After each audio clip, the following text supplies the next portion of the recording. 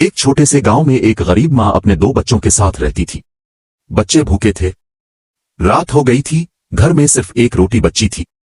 माँ ने रोटी 3 टुकड़ों में तकसीम की।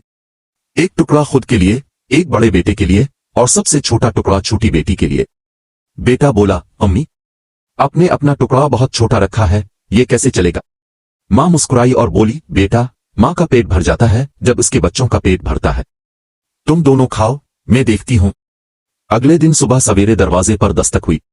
एक मुसाफिर आया, बहुत थका हुआ और भूखा। माँ ने फौरन अपना छोटा सा टुकड़ा उठाया और मुसाफिर को दे दिया।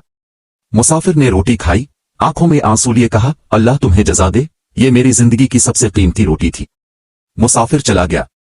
बच्चों ने खुशी से माँ को गिले लगाया। माँ ने आंसुओं भरी आंखों से आसमान की तरफ देखा और दिल ही दिल में कहा, अल्लाह, तूने देख लिया, मैंने अपने बच्चों के लिए सब कुछ छोड़ दिया, तो मुझे तन्हा न छोड़ना।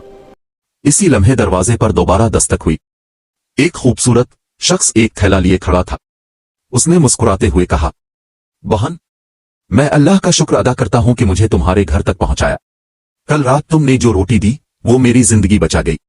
मैं एक ताजिर हूं और अल्लाह ने मुझे बहुत कुछ दिया है। आज से ये घर मेरा अपना है।